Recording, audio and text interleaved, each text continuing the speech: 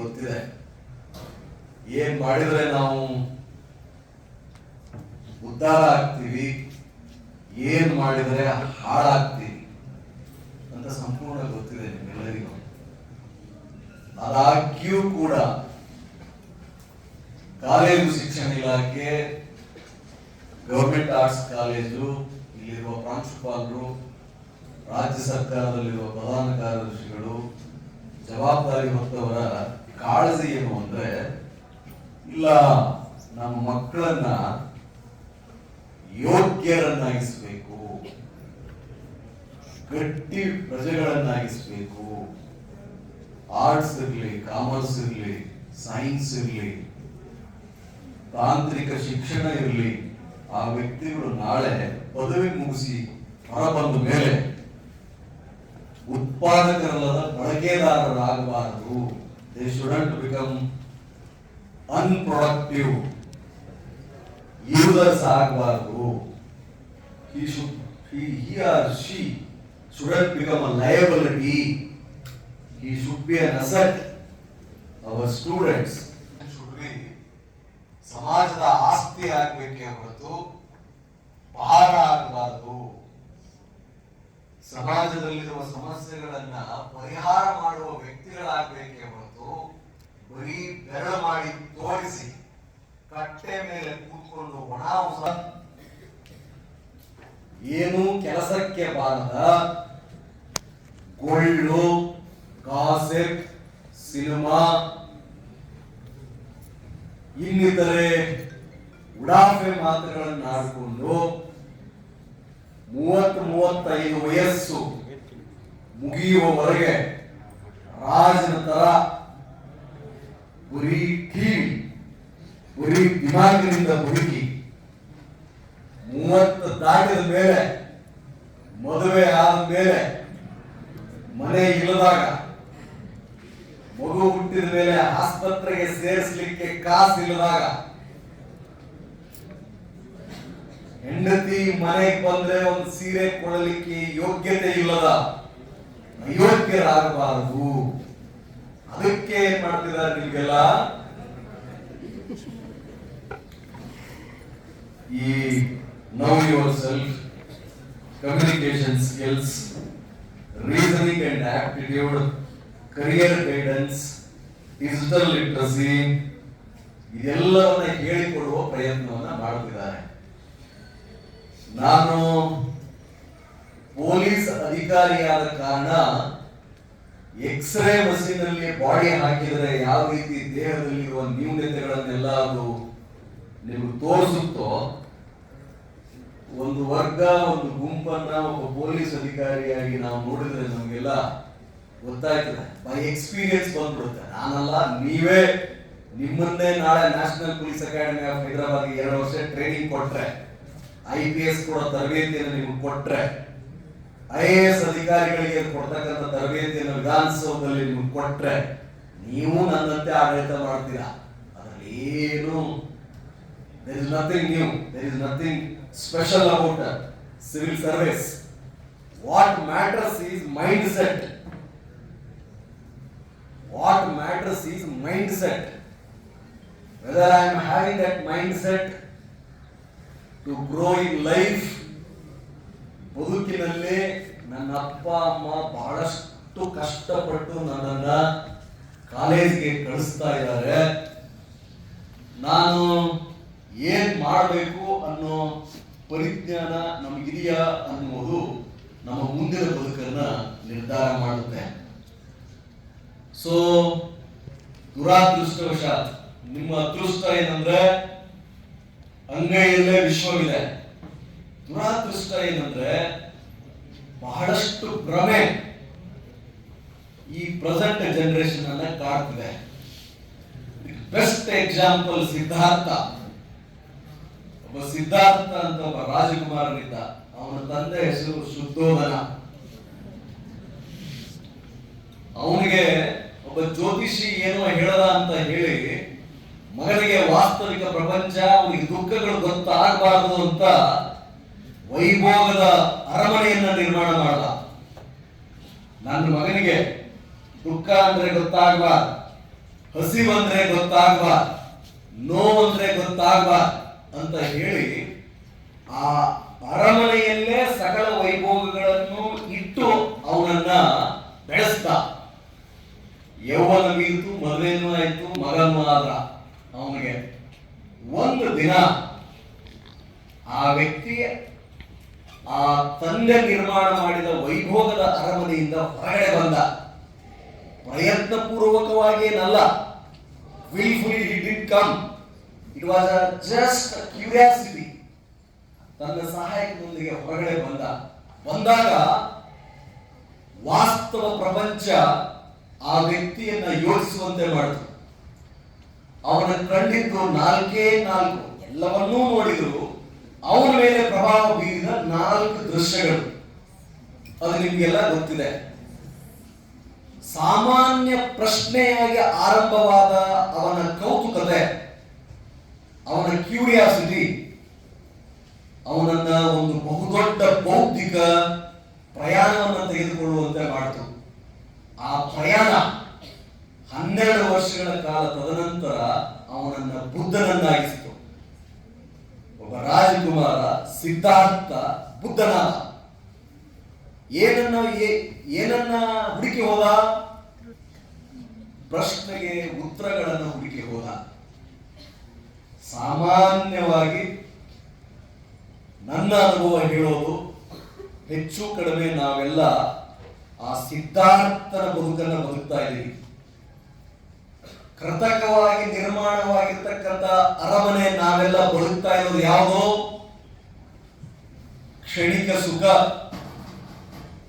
ನಿರಂತರ ಟ್ರೆಂಡಿಂಗ್ ವಿಚಾರಗಳು,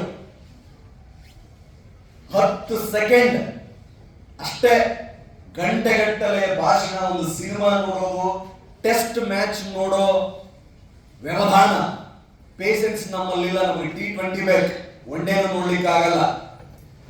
10 ನಿಮಿಷದ ವಿಡಿಯೋ, ಹಾಸ್ಯವೋ ಗಂಭೀರ ವಿಷಯವೋ ಅದನ್ನು ತೆಗೆದುಕೊಳ್ಳಿಕ್ಕೆ ನಮಗಿಲ್ಲ. ನಮಗೆ ರೀಲ್ಸ್ ಬೇಕು.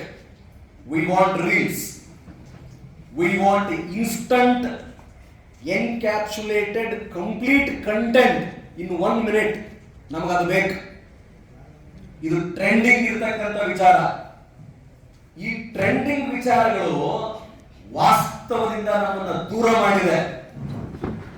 ಒಂದು ಪ್ರತಿಭಟನೆ, ಯಾವುದೋ ಒಂದು ಬಹುದೊಡ್ಡ ಸಮಸ್ಯೆ ಆಯಿತು ಅನ್ಕೊಳ್ಳಿ, ನಮ್ಮ ಆಕ್ರೋಶ ವ್ಯವಸ್ಥೆಯ ವಿರುದ್ಧ ಆ ಕ್ಷಣಕ್ಕೆ ಮಾತ್ರ ಸೀಮಿತ ಆಗಿರುತ್ತೆ. ಉಳಿದ ವಿಚಾರಗಳು ಅನ್ನು ಮುಂದೂಡ್ತವೆ ಸಮಸ್ಯೆಗಳನ್ನ. ಯಾವ ರೀತಿ ಸಿದ್ಧಾರ್ಥನಿಗೆ ಆ ಅರಮನೆ ಅವನನ್ನ ವಾಸ್ತವ ಜಗತ್ತಿನ ಕಷ್ಟ ಸುಖಗಳಿಂದ ದೂರ ಇಟ್ಟು, ಈ ಅಂತರ್ಜಾಲ, ಮೊಬೈಲ್, ರೀಲ್ಸ್ ನಮ್ಮ ವೈಯಕ್ತಿಕ ಪ್ರಗತಿ ಅಂತಕ್ಕಂಥ ಭ್ರಮೆ ನಮ್ಮನ್ನ ವಾಸ್ತವ ಪ್ರಪಂಚದಿಂದ ದೂರ ಇಟ್ಟಿದೆ.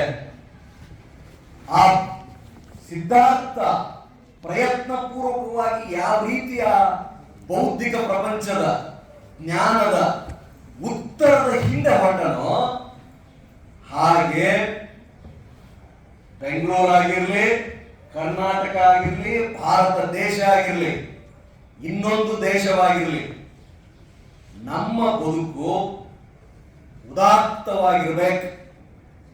ನಾನು ಅದ್ಭುತವಾಗಿ ಬದುಕಬೇಕು ಅಂತ ಯಾರು ನೀವು ಕನಸು ಕಂಡ್ರೆ, ನಿಮ್ಮ ಪ್ರಯಾಣವೂ ಕೂಡ ನಿಮ್ಮನ್ನ ಆಳುತ್ತಿರುವ ಈ ತಾತ್ಕಾಲಿಕ, ಕ್ಷಣಿಕ, internet driven, trend driven, reels driven ಅಥವಾ ವೈಭೋಗದಿಂದ ಕೂಡಿದ ವಾಸ್ತವದಿಂದ ದೂರ ಇರುವ ಘಟನೆಗಳನ್ನ ಪ್ರಯತ್ನ ಪೂರ್ವಕವಾಗಿ ದೂರ ಇಟ್ಟು ನಿಮ್ಮ ಬದುಕಿನ ಪಯಣವನ್ನ ನೀವು ಆರಂಭ ಮಾಡಬೇಕು. ನಾವು ನೋಡೋದೇನಪ್ಪ, ಹುಡುಗರೆಲ್ಲ ನೀವು ನೌಕರಿ, ವೈಯಕ್ತಿಕ ಪ್ರಗತಿ, ಸಾಮುದಾಯಿಕ ಜವಾಬ್ದಾರಿ, ಸಾಮಾಜಿಕ ಜವಾಬ್ದಾರಿಯೂ ಕೂಡ ಅಷ್ಟೇ ಮುಖ್ಯ. ಒಂದು ಸಮಾಜ ಅಥವಾ ನಮ್ಮನ್ನ ಪೊಲೀಸ್ ಇಲಾಖೆಯನ್ನು ಕಾಡುವ ಹೈಯೆಸ್ಟ್ ಸಮಸ್ಯೆಗಳೇನಿದೆಯಲ್ಲ, ಅದನ್ನು ಕೇವಲ ಪೊಲೀಸ್ ಇಲಾಖೆ ಅಥವಾ ಸರ್ಕಾರ ಮಾತ್ರ ನಿಲ್ಲಿಸಲಿಕ್ಕೆ ಅಸಾಧ್ಯ. ಪೊಲಿಟಿಕಲ್ ಸೈನ್ಸ್ ಸ್ಟೂಡೆಂಟ್ ನೀವಿದ್ರೆ ಜನ ಬಯಸಿದ ವ್ಯವಸ್ಥೆ ನಮ್ಗೆ ಸಿಗುತ್ತೆ. People get the government what they deserve. ಅವರ ಬಯಸಿದ ವ್ಯವಸ್ಥೆ ಸಿಗುತ್ತಂತೆ. ಸೊ ನಾವು ಬಯಸಿದ ವ್ಯವಸ್ಥೆಗಳೇ ನಮ್ಗೆ ಸಿಗೋದು, ಏನೇ ಆಗಿರಲಿ. ಈ ವಯಸ್ಸಲ್ಲಿ ಯಾಕೆ ಒಂದು ಕ್ಲಾಸಲ್ಲಿ 40 ಜನ ಸ್ಟೂಡೆಂಟ್ ಇದ್ರು ಒಬ್ಬ ಹುಡುಗ ಯಶಸ್ವಿ ಆಗ್ತಾನೆ? ಯಾಕೆ 1000 ಜನ, ಒಂದು ವರ್ಷಕ್ಕೆ ಲಕ್ಷಾಂತರ ಜನ ಪದವೀಧರರು ಬಂದ್ರು ಒಬ್ಬಿಬ್ರು ಮಾತ್ರ ಹೇಳ್ಕೊಳ್ತಕ್ಕಂಥ ವ್ಯಕ್ತಿಗಳಾಗ್ತಾರೆ? ಡಿಫರೆನ್ಸ್ ಕ್ಲಾಸ್ ರೂಮ್ ಅಲ್ಲಿ ಡಿಫರೆನ್ಸ್ ಇಲ್ಲ, ಟೀಚರ್ಸ್ ಅಲ್ಲಿ ಡಿಫರೆನ್ಸ್ ಇಲ್ಲ, ಸಿಲೆಬಸ್ ಅಲ್ಲಿ ಡಿಫರೆನ್ಸ್ ಇಲ್ಲ, ಕೇಳುವ ಪ್ರಶ್ನೆಗಳಲ್ಲಿ ಡಿಫರೆನ್ಸ್ ಇಲ್ಲ, all same. But only few succeed. ಯಾಕೆ? ಕೆಲವೇ ಕೆಲ ಜನ IAS IPS ಆಗ್ತಾರೆ, ಕೆಲವೇ ಕೆಲ ಜನ KS ಆಗ್ತಾರೆ, PSI ಗಳಾಗ್ತಾರೆ, ಕೆಲವೇ ಕೆಲ ಜನ ಸಕ್ಸಸ್ಫುಲ್ ಎಂಟರ್ಪ್ರಿನರ್ಸ್ ಆಗ್ತಾರೆ, ಕೆಲವೇ ಕೆಲ ಜನ ಬೆರಳಿಕೆಯಷ್ಟು ಮಾತ್ರ ಲೀಡರ್ಸ್ ಆಗಿ ಹೊರಹೊಮ್ಮುತ್ತಾರೆ, ಕೆಲವೇ ಕೆಲ ಜನ ತಾವು ಅನುಭವಿಸ್ತಿರ್ತಕ್ಕಂಥ ಬಡತನದಿಂದ ಹೊರಗಡೆ ಬರ್ತಾರೆ, ತಂದೆ ತಾಯಿಗಳನ್ನ ಚೆನ್ನಾಗಿ ನೋಡ್ಕೊಳ್ತಾರೆ, ಇನ್ ಕೆಲವರು ಹಾಗಾಗ್ತಾರೆ. What makes the difference? The way we think. ಇಲ್ಲಿದೆ ಎಲ್ಲ. ಇದೇನು? ಯದ್ಭಾವಂ ತದ್ಭವತಿ. We are the result of our thoughts. ನಾವು ನಮ್ಮ ಆಲೋಚನೆಯ ಪ್ರತಿಫಲ, ಬೇರೆ ಯಾರೂ ಇಲ್ಲ. ಒಬ್ಬ ಹನುಮಪ್ಪ ಹೀಗಾಗಿದ್ದಾನೆ, ರಾಯಚೂರಿಂದ, ಯಾದಗಿರಿಯಿಂದ, ಕಲಬುರಗಿಯಿಂದ, ಚೆನ್ನೈಯಿಂದ, ಪಕ್ಕದ ಅನಂತಪುರದಿಂದ, ಹಿಂದೂಪುರದಿಂದ, ಕೋಲಾರದಿಂದ, ಹೊಸೂರಿಂದ ಅಪ್ಪ ಅಮ್ಮ ಹೊಟ್ಟೆ ತುಂಬಿಕೊಳ್ಳಿಕ್ಕೆ ಇಲ್ಲಿ ಬಂದಿದ್ದಾರೆ. ನಾನು ಓದಬೇಕು, ನಮ್ಮ ಅಪ್ಪ ಅಮ್ಮ ಕಷ್ಟಪಡ್ತಿದ್ದಾರೆ, 25,000ರಿಂದ 30,000 ರೂಪಾಯಿ ಗಳಿಸ್ಲಿಕ್ಕೆ ಅವ್ರು ತುಂಬಾ ತೊಂದರೆ ಅನುಭವಿಸ್ತಿದ್ದಾರೆ. ಅಂದ್ರೆ ನಿಮ್ಗೆ ಇನ್ಸ್ಪಿರೇಷನ್ ಯಾವ ರವಿಚರಣ್ ಅವರು ಆಗೋ ಅವಶ್ಯಕತೆ ಇಲ್ಲ. ನಿಮ್ಮ ಸ್ವಂತ ತಂದೆ ತಾಯಿಗಳು ನೀವು ಅನುಭವಿಸ್ತಿರ್ತಕ್ಕಂಥ ಕಷ್ಟಗಳು ನಿಮ್ಮನ್ನ ಪ್ರೇರೇಪಿಸಬೇಕು ಓದಲಿಕ್ಕೆ. ನಾನು ನೋಡ್ತಿದ್ದಷ್ಟೇ. ಮೇಡಮ್ ಹೇಳಿದ್ರಲ್ಲ, ಐ ಯೂಸ್ ಟು ಡ್ರೀಮ್. 2007ರಲ್ಲಿ ಇದೇ ಬೆಂಗಳೂರು ನಗರದಲ್ಲಿ ಇದ್ದೆ ನಾನು. Jnana Bharathi university I am topper throughout my life. 1ನೇ ತರಗತಿಯಿಂದ ಡಿಗ್ರಿ ವರೆಗೂ ನಾನು ಟಾಪರ್. ಎಲ್ಲೆಲ್ಲಿ ಓದಿದ್ದೀನಿ ಅಲ್ಲಿ. ಈಗ ಬಂದಿದ್ರು ಏನೇ ಇಂಗ್ಲಿಷ್ ಲಿಟರೇಚರ್ ಮಾಡ್ಲಿಕ್ಕಲ್ಲ, UPSC ತರಬೇತಿ ತೆಗೆದುಕೊಳ್ಬೇಕು. ಅಷ್ಟೊತ್ತಿಗಾಗಲೇ ನನಗೆ ನೌಕರಿಗಳು ಸಿಕ್ಕಿತ್ತು. SSLC ಮೇಲೆ, PUC ಮೇಲೆ ನೌಕರಿ ಸೇರಲಿಲ್ಲ ನಾನು. ನನಗೆ ಆಸೆ ಇದ್ದಿದ್ದು ನಾನು ಯಾವುದೋ 15-20,000 ರೂಪಾಯಿ ನೌಕರಿ ತಗೋಬೇಕು, ಒಂದು ಮನೆ ಮಾಡಬೇಕು, ಒಂದು ಬೈಕ್ ತಗೋಬೇಕು ಅಂತ ಅಲ್ಲ.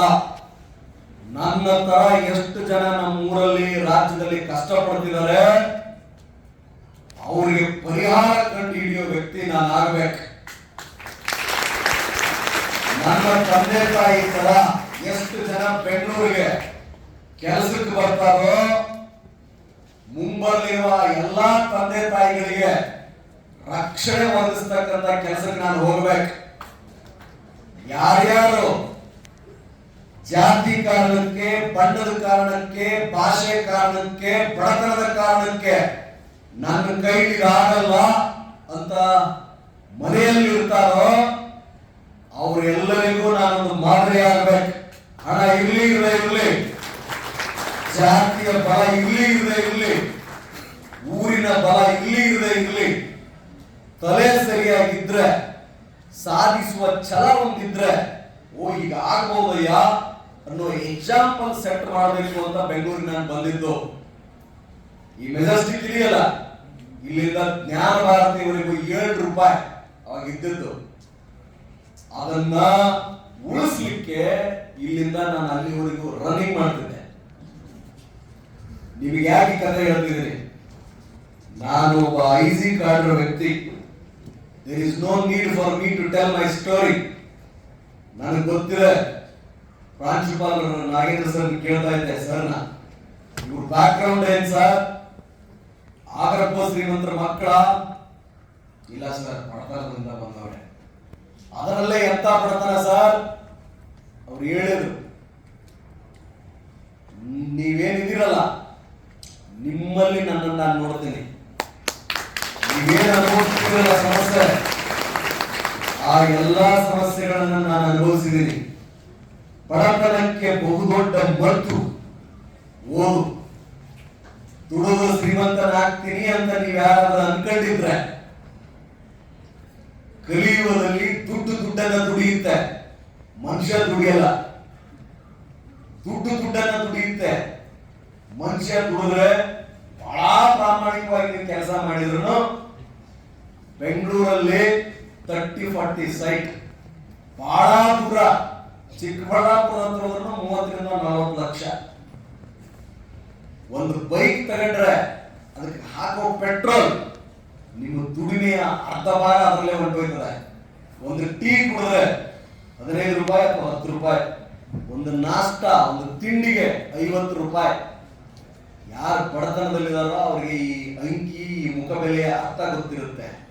ಸೊ ದಿಸ್ ಪೀರಿಯಡ್ ನಿಮ್ದೇನಿದೆಯಲ್ಲ, ಮೊದಲ 25 ವರ್ಷ ನೀವು ಕಷ್ಟಪಟ್ಟು ಓದಿದ್ರೆ ಮುಂದಿನ 75 ವರ್ಷ ನಿಮ್ಮ ಮಕ್ಕಳು, ನಿಮ್ಮ ತಂದೆ ತಾಯಿ, ನಿಮ್ಮ ಅಕ್ಕ ತಂಗಿ ನಿಮ್ಮನ್ನು ನೆಚ್ಕೊಂಡವರು ಕರೆಕ್ಟ್ ಆಗಿರ್ತಾರೆ.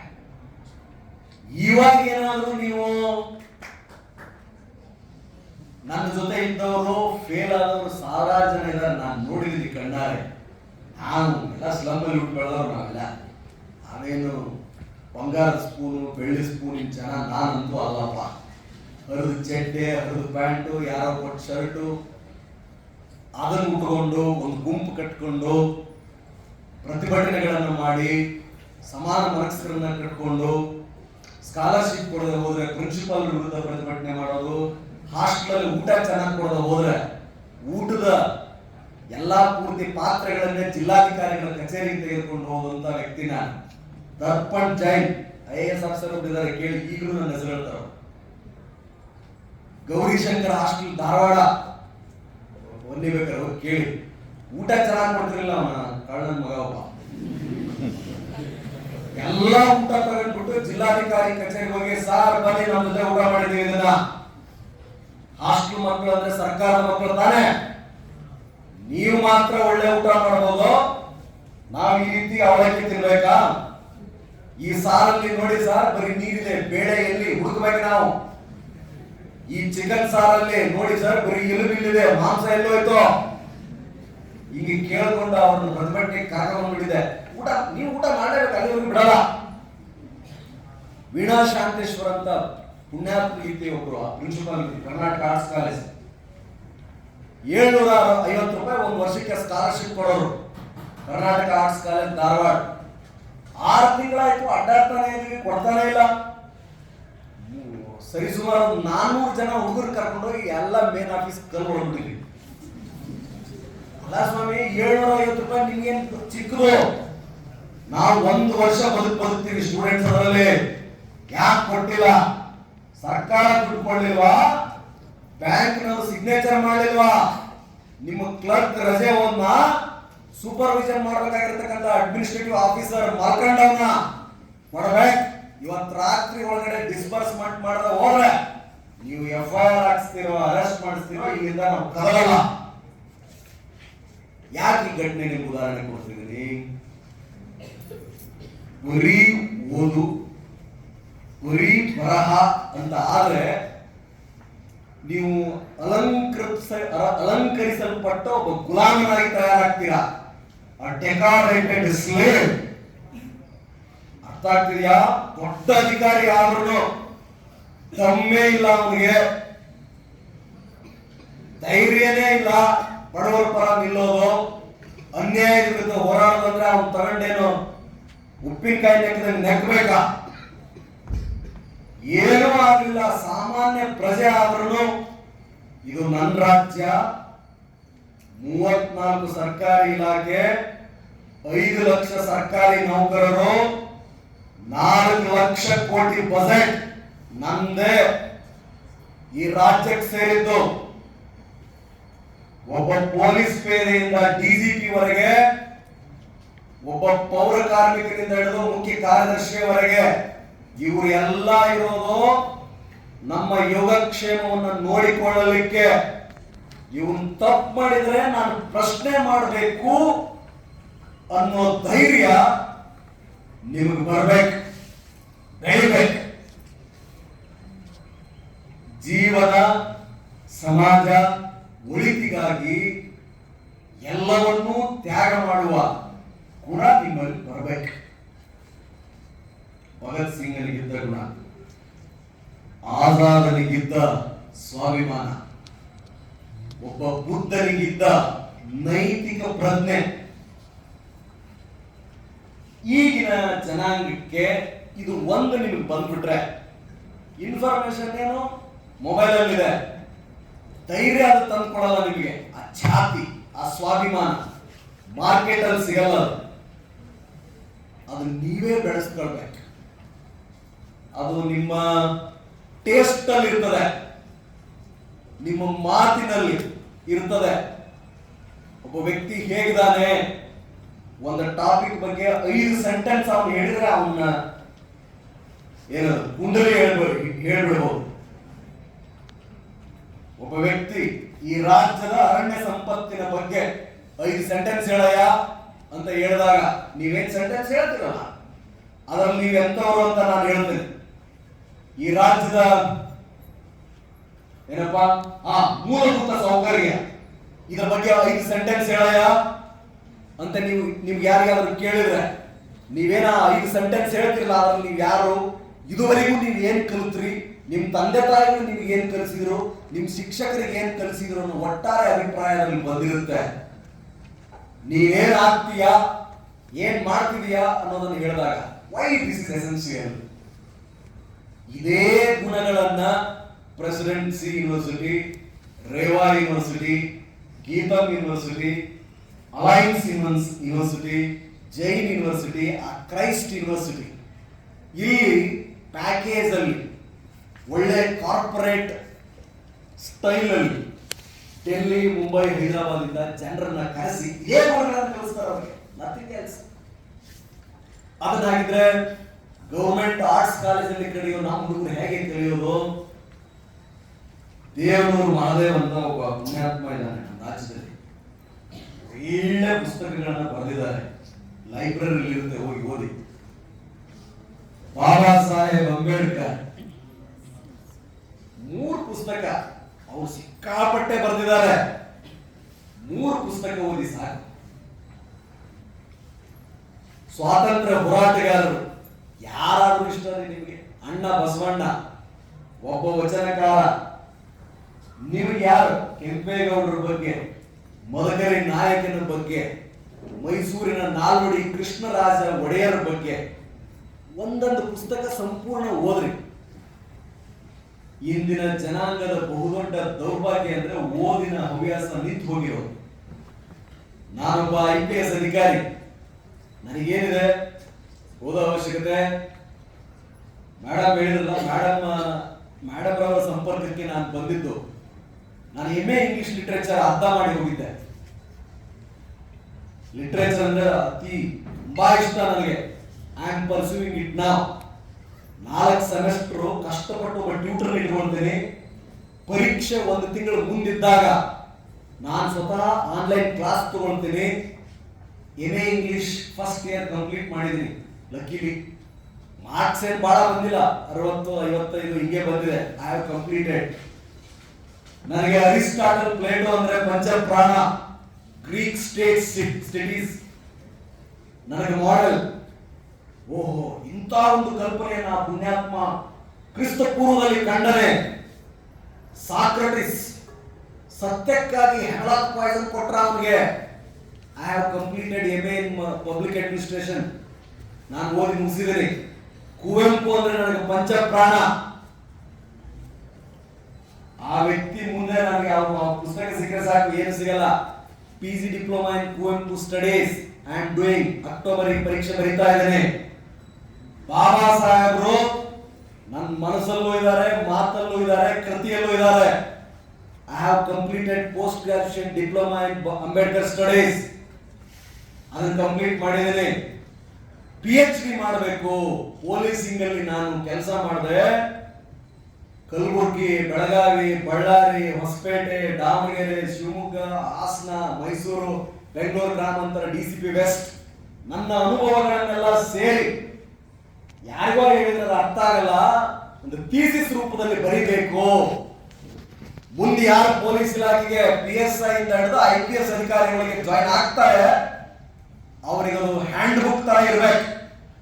ನೌಕರಿಗೆ ಸೇರೋ ಹುಡುಗ ಒಂದ್ಸಾರಿ ಅದನ್ನು ಓದಿದ್ರೆ ಅದರಲ್ಲಿ 50% ಮಾಡಿದ್ರು ಈ should be successful police officer. Madam ಅದಕ್ಕೆ ಸಹಾಯ ಮಾಡ್ತಿದ್ದಾರೆ. ಅಮೆರಿಕದಲ್ಲಿದ್ದೆ ನಾನು ಆನ್ ಸ್ಟಡಿ ಟೂರ್. 21ನೇ ತಾರೀಕು ಎಕ್ಸಾಮ್ ಇತ್ತು. 20ರ ರಾತ್ರಿ 2 ಗಂಟೆಗೆ ಬಂದು ನಾನು ಲ್ಯಾಂಡ್ ಆಗ್ತೀನಿ. ಬಿಡ್ಲಿಲ್ಲ. ಮೈಸೂರಿಗೆ ಹೋಗಿ ಎಂಟ್ರೆನ್ಸ್ ಪರೀಕ್ಷೆ ಬರದೆ 61 ಅಂಕ, ಕಟ್ ಆಫ್ 59 ಇತ್ತು. ಲಕ್ಕಿಲಿ ಪಾಸ್ ಆದೆ. ಅದಾದ್ಮೇಲೆ ಕೋರ್ಸ್ ಎಕ್ಸಾಮ್ ಸ್ವತಃ ಬರೆದು ಮೊನ್ನೆ ಬರೆದು ಬಂದೆ, ಅದು ಪಾಸ್ ಆದೆ. ಮೈ ಥೀಸಿಸ್ ಸಬ್ಜೆಕ್ಟ್ ಮೇಡಮ್ ಅವರು ಸಹಾಯ ಮಾಡಿದ್ರು, ದ ರಿಲಕ್ಟೆಂಟ್ ಸೆಂಟಿನಲ್. ಕೇಳಿದ್ರಿ? The reluctant sentinel, democratic aspirations, institutional inertia, community policing, case study in Karnataka. ಇದು ನನ್ನ ಇವಾಗ thesis first year annual report ನಾನು ಸಬ್ಮಿಟ್ ಮಾಡಬೇಕು. ಇವಾಗ ಏನು ಅನಿವಾರ್ಯ ಇದೆ? Is there any need for me to learn more? My service is assured. Still I have 19 years of service. Home is assured, salary is assured, prestige, whatever protocol ಬದುಕಿರೋವರೆಗೂ ನಮಗೆ ಇರ್ತದೆ. Why that an extra urge to study? ಯಾರು ಓದಲ್ವೋ ಅವನು ನಿಂತ ನೀರಾಯ್ತಾನೆ. ಓದು ಅನ್ನೋದು ಅದ್ಭುತ. ಇಡೀ ಜಗತ್ತಿನ ಉದ್ಧಾರ ಇದುವರೆಗೂ ಆಗಿರುವುದು ಓದಿನಿಂದ. ನೀವು ಸೈನ್ಸ್ ಇರಲಿ, ಆರ್ಟ್ಸ್ ಇರಲಿ, ಹ್ಯುಮ್ಯಾನಿಟಿಕ್ಸ್ ಇರಲಿ, ಏನೇ ಇರಲಿ, the moment you stop reading ನೀವೇನಾಗ್ತೀರಾ ಅಂತಂದ್ರೆ, ಓದೋದು ಬಿಟ್ರಿ ಅಂದ್ರೆ ನಾಳೆ ರ್ಯಾಲಿಗಳಿಗೆ, ಗಲಾಟೆಗಳಿಗೆ, ಕಬ್ಜಾ ಮಾಡಲಿಕ್ಕೆ 2 ಬಿರಿಯಾನಿ, 3 ಬಿಯರು, 1 ಒಮಿನಿ ವ್ಯಾನು, ಒಬ್ಬ ಲೋಕಲ್ ಲೀಡರು, ನಮಗೆಲ್ಲ ಪರಿಚಯ ಇದ್ದಾರೆ. ಅವರೆಲ್ಲ ನಮ್ಗೇನಾದ್ರು ಹುಡುಗರು ಬೇಕಾದ್ರೆ ಅವ್ರಿಗೆ ಹೇಳ್ತೀವಿ, ಲೇ ನಾಗ ನಾನು 100 ಹುಡುಗರು ಬೇಕಾದ್ರೆ ಸಾಹೇಬ್ರೆ ಆಯ್ತು, ಎಷ್ಟು ಲೀಟರ್ ಬರಲಿ ಸ್ವಾಮಿ ಕರ್ಕೊಂಡ್ಬರ್ತೀನಿ ಸರ್. ಲೇ ಒಂದು ಕೇಸ್ ಆಗಿದೆ, ಎಷ್ಟು ಹುಡುಗರು ಬೇಕು ಹೇಳಿ ಸರ್ ಕರ್ಕೊಂಡ್ಬರ್ತೀನಿ. ಹೌದಾ ಆಯ್ತು ಸ್ವಾಮಿ ಬೇಗ ಕೊಡಿಸ್ಬೇಕು. ಆಯ್ತು ಬಿಡಲ್ಲ ಹೇಳ್ತೇನೆ. ತುಂಬಾ ಒತ್ತು ಬಿಟ್ಟವ್ರೆ ಸರ್, ಕಾಲು ಮುರಿದ್ಬಿಟ್ಟವ್ರೆ ಪೊಲೀಸರು. ಯಾರು ಇನ್ಸ್ಪೆಕ್ಟ್ರ